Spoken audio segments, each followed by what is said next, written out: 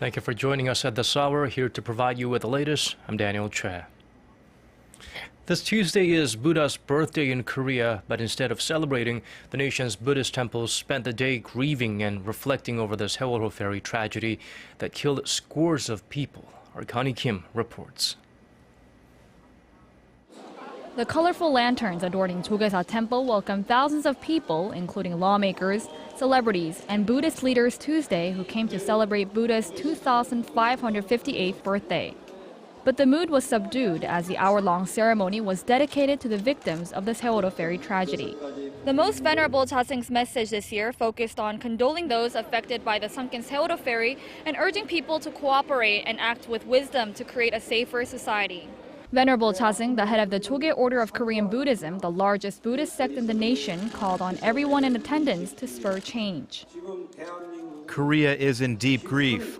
The tragic accident of the Sewol-ho ferry was caused by a lack of responsibility among adults and an absence of common sense. I urge all leaders to serve and fully commit to serving society, and I myself will also join in. President Park Geun-hye gave a speech at the temple Tuesday, the first sitting president to ever do so. She expressed regret over the ferry tragedy and pledged to institute changes in society. 물욕에 눈이 어두워 마땅히 지켜야 할 안전 규정을 지키지 않았고 그런 불의를 묵인해준 무책임한 행동들이 결국은 살생의 업으로 돌아왔습니다.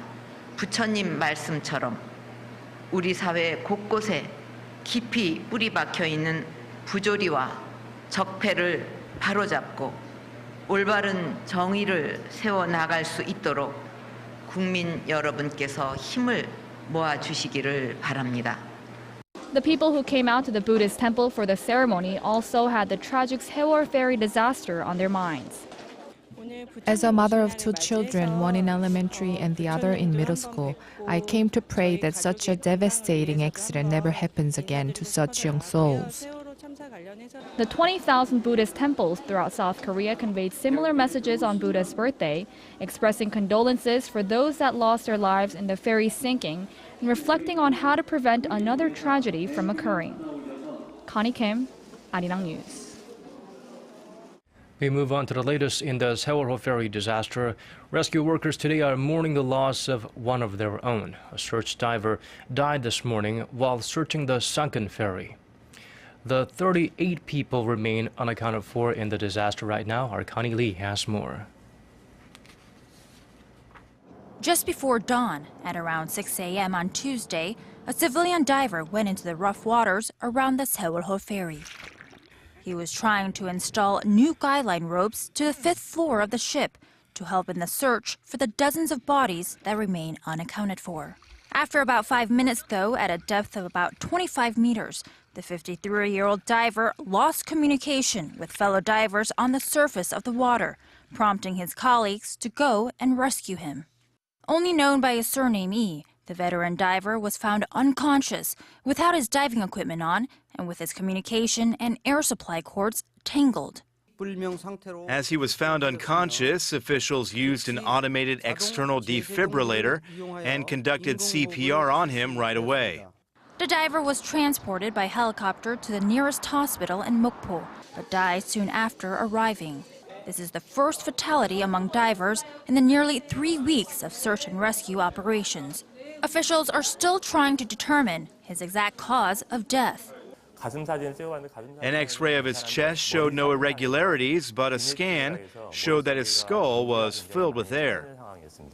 After a brief delay, search and recovery operations were conducted throughout the day on Tuesday.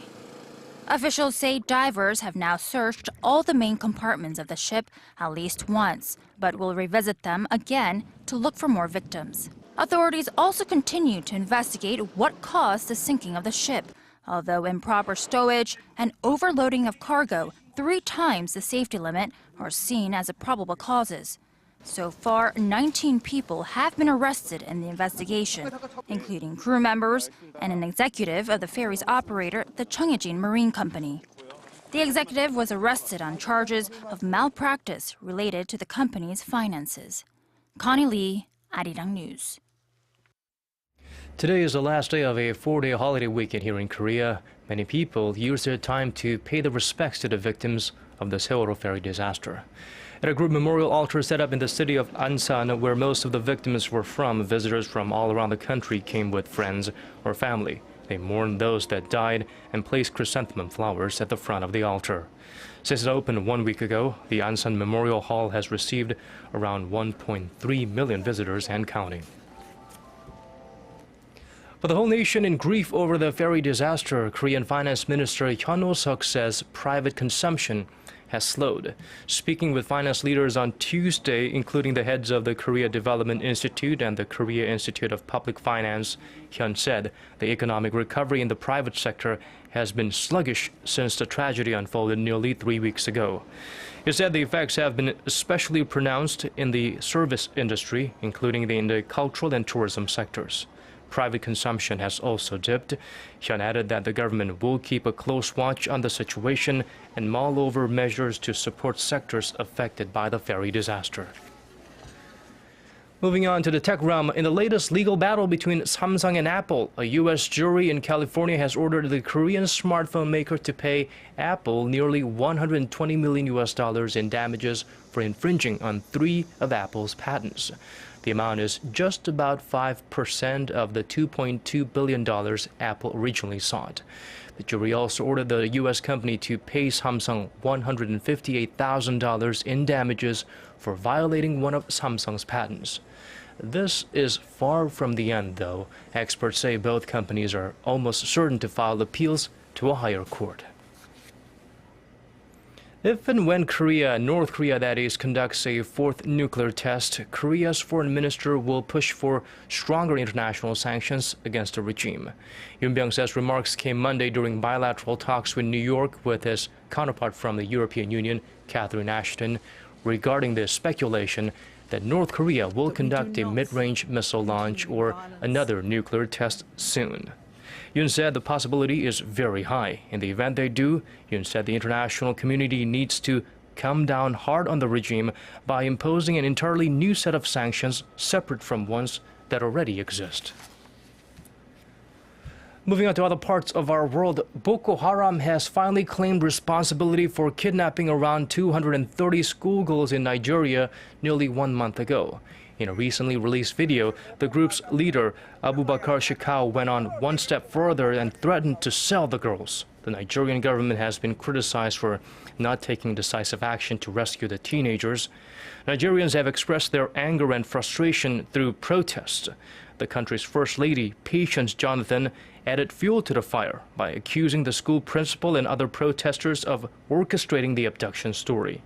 The kidnapping is the latest in the string of anti-Western activities by Boko Haram. In the video, Shekau repeatedly calls for Western education to end.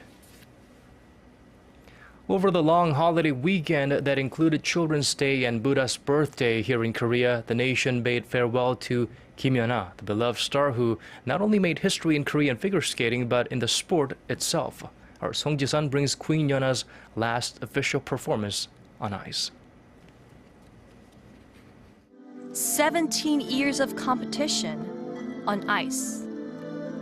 Olympic and world champion Kim Yuna has been waiting for this moment for a very, very long time to close her chapter as a competitive skater.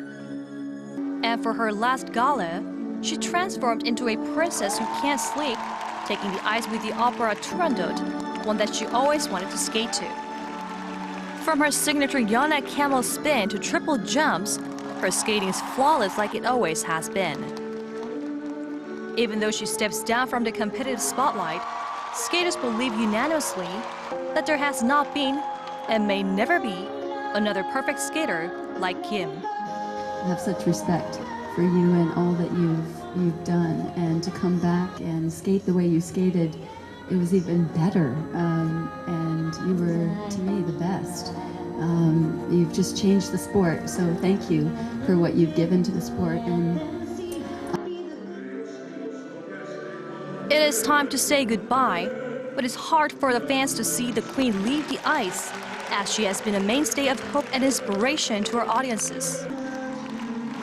Kim, who already donated to UNICEF for the Sewol-ho ferry victims, spared a minute of silence before the start of the show.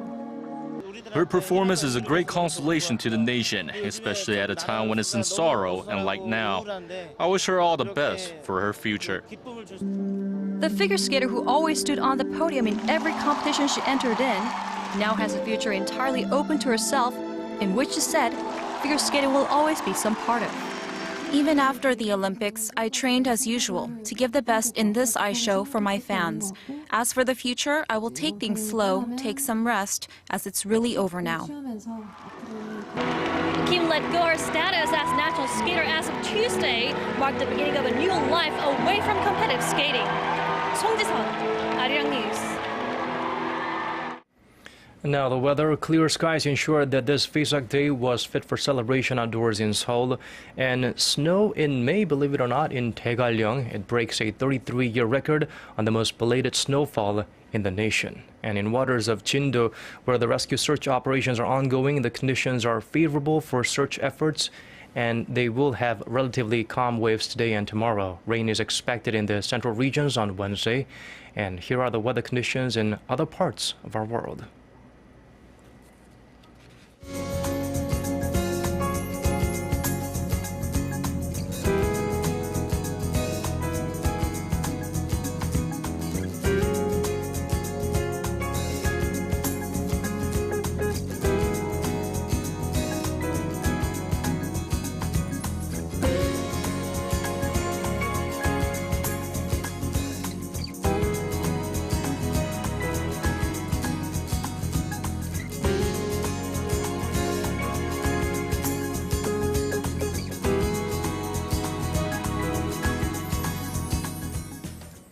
That's all we have at this hour. Thank you for being with us. Tune in at 10 p.m. Korea time for more.